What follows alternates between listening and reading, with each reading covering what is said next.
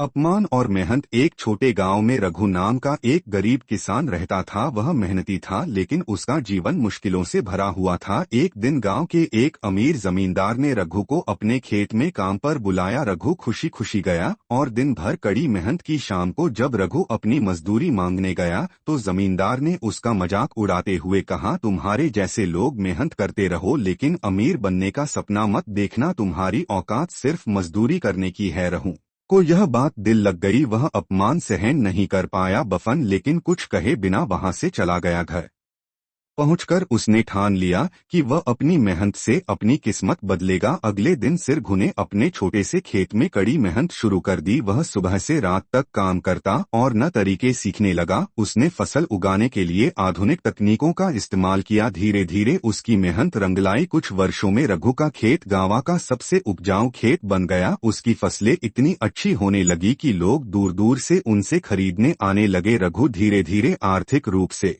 मजबूत हो गया। एक दिन वही जमींदार रघु से फसल खरीदने आया। रघु ने उसे देखा और मुस्कुराते हुए कहा, औकात मेहनत से बनती है, जन्म से नहीं। आपने उस दिन मेरा अपमान किया था लेकिन उसी ने मुझे मेहनत का असली महत्व सिखाया। जमींदार को अपनी गलती का एहसास हुआ और उसने रघु से माफी मांगी। रघु ने उसे माफ कर दिया और गांव में यह कहानी मशहूर हो गई कि मेहनत और लगन से इंसान अपनी किस्मत बदल सकता है। अपमान कभी कभी हमें अपनी ताकत पहचानने और आगे बढ़ने की प्रेरणा देता है। मेहनत और आत्मविश्वास से कोई भी मुकाम हासिल किया जा सकता है।